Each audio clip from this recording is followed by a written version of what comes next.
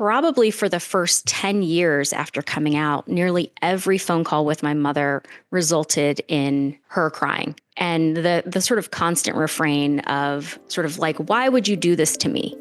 It was always about like me doing something to her. And I think I carried a lot of guilt for that.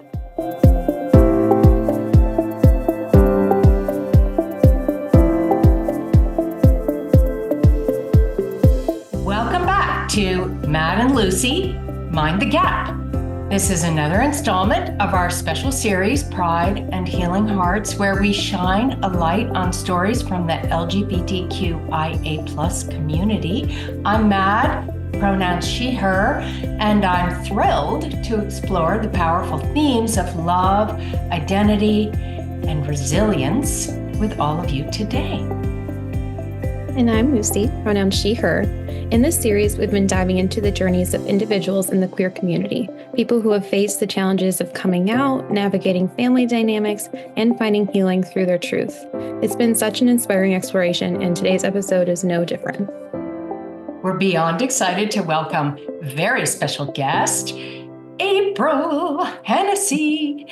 April has an incredible story to share about navigating identity, cultural expectations, and the journey towards self-acceptance. April, it truly is an honor to have you here with us. I'm so excited to be here with you all. So thanks for having me.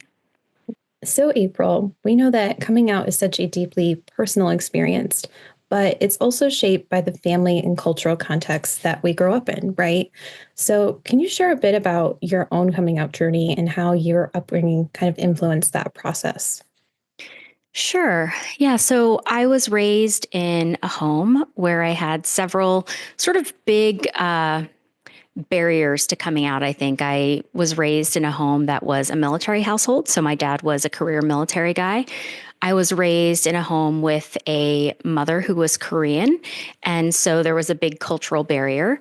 And then also raised in a home that was deeply, deeply religious from a sort of fundamentalist perspective. And so, again, another huge barrier, as you might imagine. And I didn't really know, like some people would say, like I knew early on, and maybe I sort of did. I didn't have language for what I felt or what I thought, I would get these sort of like crushes on my friends and things like that, but I didn't recognize them as crushes. I always felt like maybe in certain instances with certain people, I felt more strongly about them than they felt about me, but I would never have characterized it as like a crush, right? So I didn't really know early on. But I sort of, as I was developing in sort of high school and things like that, began to sense that maybe I was different a little bit, and that maybe some of those feelings I had were not just friendship related, but maybe moving into other territory. I came out when I was 19, I guess. So after high school, in my first year of college, my parents had very strongly insisted that I attend a Christian college for my first year.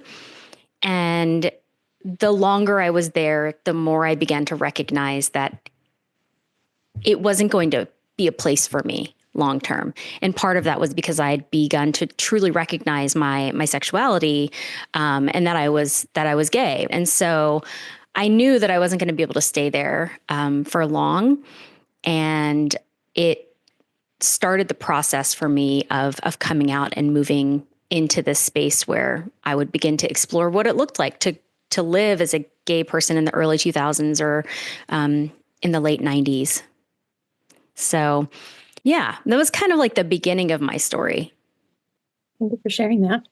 So, April, in your 2013 blog post, Someone Else's Closet, and I love that title, you reflect on the emotional toll of navigating your mother's struggles with your identity.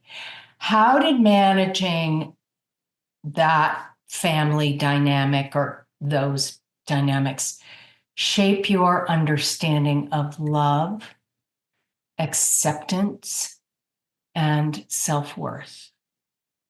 It's a great question. I think for me, especially, you know, having a mother who was Korean, I was raised in this things are just very different in Korean culture, right? The way in which children are supposed to honor their parents and how their lives are supposed to be directed toward truly serving their parents and making them proud in particular ways is, I think, really heightened in Korean culture in a variety of ways. And you will see in Korean culture too that families stay connected in lots of ways beyond, when they go to college or graduate from high school, just in ways that we don't typically see here in the US, right? So families living in the same household for long periods of time, well beyond the time when they are sometimes married. So families living together, lots of generations in one household. And so there is this kind of expectation on children, and especially being the oldest of three, and the eldest daughter, there were certain expectations for me about what my role would be in caring for my parents and caring for my family. And when I came out, all of that was disrupted. Because of the religious aspects, because of the cultural aspects, there was a big rift or rupture for my family. And probably for the first 10 years after coming out, nearly every phone call with my mother resulted in her crying. And the sort of constant refrain of sort of like, why would you do this to me?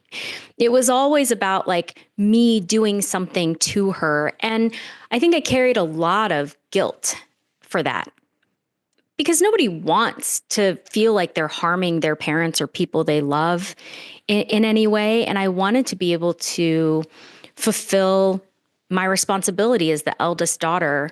And yet, because of who I was, because of this sort of fundamental thing about me, from my mother's perspective, I was not going to be capable of fulfilling that for her. And so it really did, I think, for a long time, impact the way that I saw myself, the way that I saw myself fulfilling that particular role for her, and just so much guilt and so much shame. And then beyond that, from the religious perspective, there was this fear still embedded in me that had literally been beaten into me as a child, right? That I was straying from this particular path, which I had been raised to believe was the only path.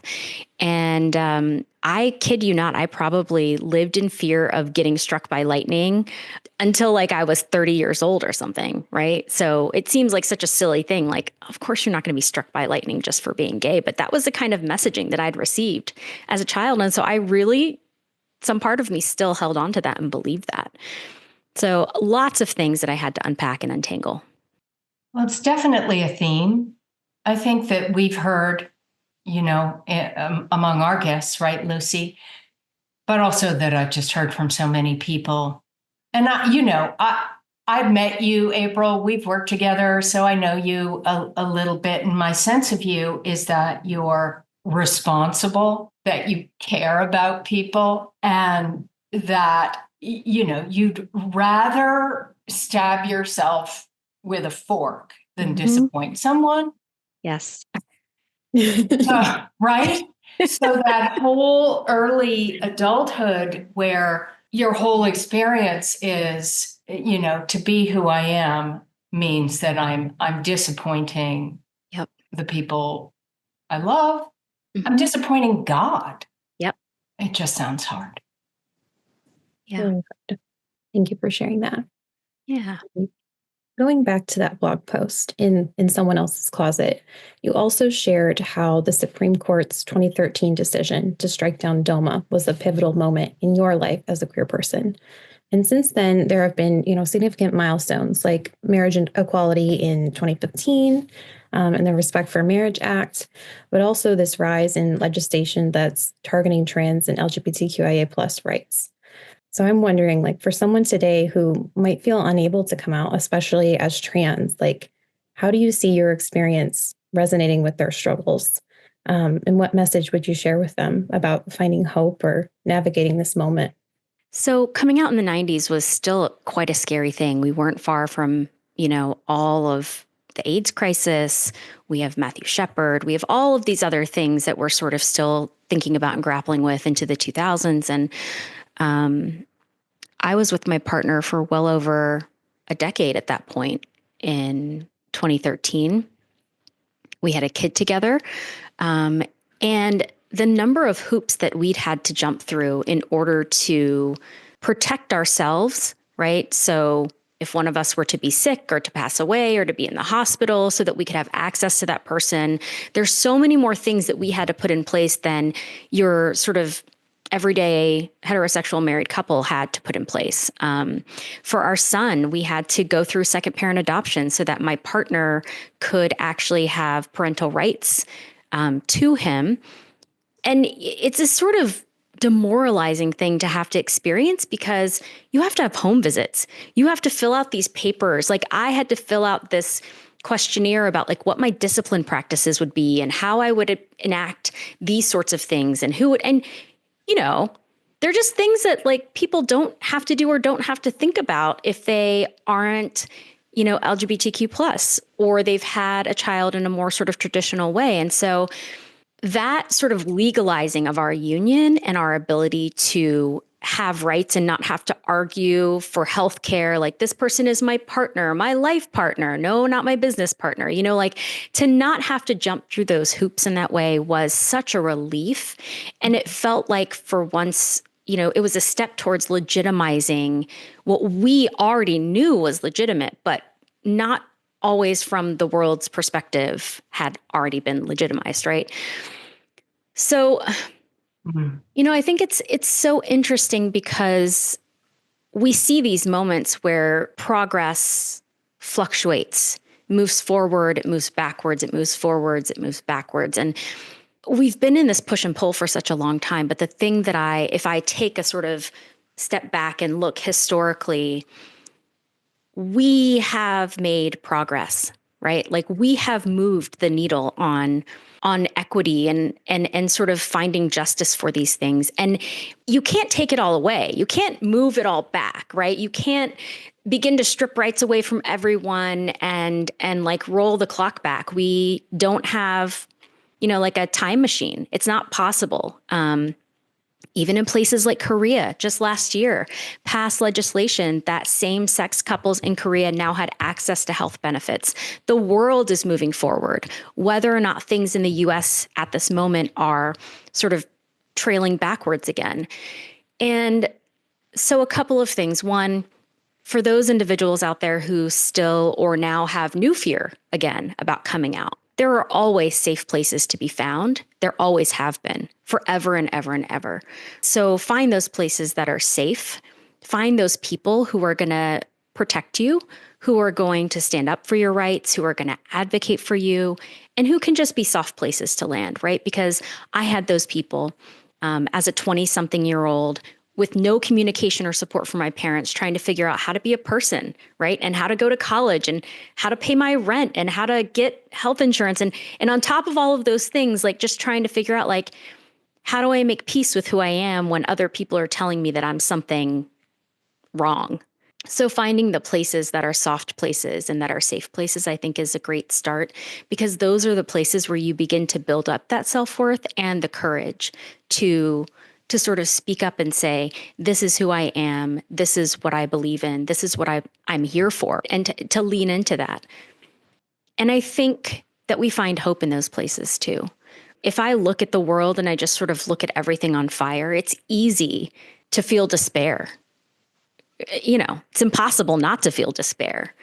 But I look at the work of people out there, like the Reverend just the other day in that inauguration service, calling for compassion for trans people. Like that was the moment for mercy, compassion. That was a moment for me where I just felt like 20 years ago, we would never have had a person speaking like this from a public pulpit ever.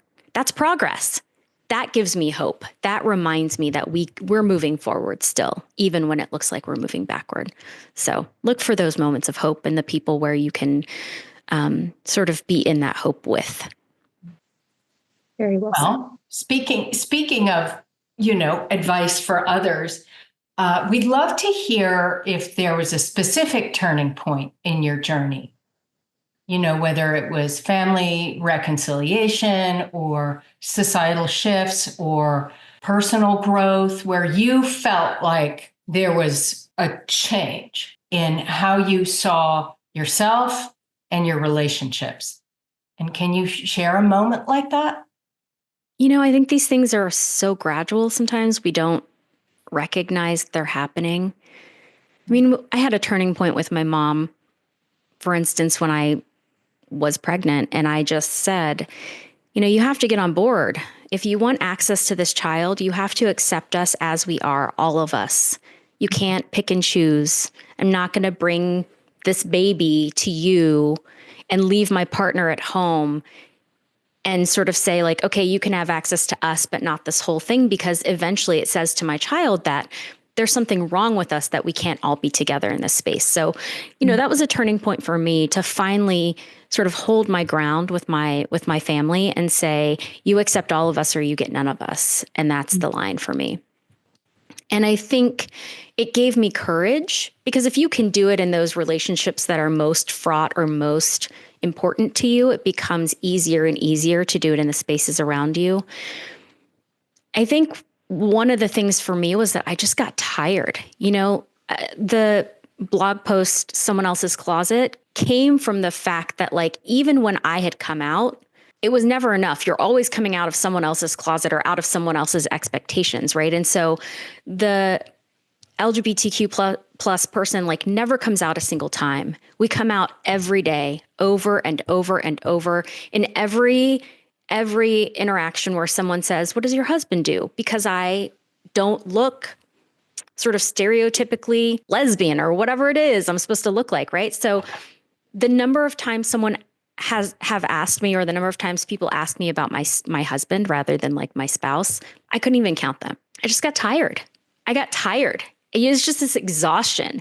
And so I just lead with it. I just started leading with it at all moments and saying, my wife and I, or whatever it was, to signal that thing before we even got there so that I didn't have to come out in that way. And the other thing is that I stopped watching for people's micro expressions and worrying about what that meant. Mm-hmm. I started to put that on other people and say, it's not my responsibility how they feel about this. And I used to take that on, like, will they feel uncomfortable? Will I make it awkward? Will they be upset? Will they be angry? And I just had to abandon that and say, like, their responses are not mine. I'm just going to live in my truth, speak my truth, and move on about my day. And it was so liberating and freeing to stop looking constantly for the way that I might upset or impact or influence or whatever someone else as a result of being true to myself. And I think that's tied back to the beginning of my story too, which was so embedded in duty and responsibility and wanting to make other people happy and not wanting to upset people. And so it was a journey. It didn't happen overnight, but it was important. And as someone who has sort of navigated that intersection of, cultural and familial expectations with your identity, I'm curious, like, what advice would you offer to those who are coming from similar cultural backgrounds, especially when dealing with values or even traditions that may conflict with who they are, as was the case for you? Like, how can they begin to honor their roots while still affirming their identity? It's hard. It's really hard, because as I sit here and I said the thing that I just said with all that like assurance and bravado, I will tell you that when I encounter people who are Korean or people like Korean people, I still have that moment of fear, right? Mm-hmm. And of shame. And it's always my first response in those interactions, like, oh no, because it's still really fraught in that space and in that culture, right? It's getting better. We're starting to see representation in like K-drama and KTV and things like that, K-pop and other places, but it's still very, very fraught. And so I notice that especially when it comes to my own cultural sort of baggage and heritage and things like that, it's fraught. And for a long time, what it meant for me was that I stayed away from it. I almost like disavowed it. I just was like, well, it's just not, I just didn't enter into those spaces. It's probably only been within the past couple of years, maybe 3 or 4 years, that I've really started to own it more deeply, right? And enter into spaces where other Asian people are together, because it's important. It is an important part of who I am and how I was raised. And it felt like I had sort of cut off a piece of myself in order to not have to feel that discomfort, right? And so you have to do it in your own time and in your own way. And I think it is sometimes paradoxical. Sometimes you have to hold the paradox, like, this doesn't always fit here, and yet it's part of who I am. And so I'm going to try to hold both of these things in a space at the same time. And you see what happens, and you do it over and over again. And what I discovered is that eventually you find people like you, because I'm not the only Korean American person who is also a lesbian in the whole world. You begin to find other people like you who are wading into those spaces, who are very much in touch with those cultural aspects of their identity and also want to be true to who they are. You figure it out a little at a time. And then sometimes you discover that the spaces you create are a little bit different than maybe what they looked like at one point for my mother, or as a kid growing up in those Korean cultural spaces. Like, now they're a little different, and it's okay. Well, April, your reflections on culture, identity, and family have brought such a unique and powerful perspective to this conversation. And your story and advice will undoubtedly resonate with listeners who are navigating these intersections in their own lives. So thank you so much, sincerely, for sharing it with us. Yeah, it was really nice to be here with you all and just to reflect on some of those things. I don't spend a lot of time thinking about that whole sort of journey that often in that way. Well, I think it's valuable for our listeners to get that kind of step back perspective, no matter where they are, right? So to our listeners, if April's story has struck a chord with you, and if you're finding it difficult to navigate family or cultural challenges, know that you're not alone, and that there are communities and resources out there that can provide support.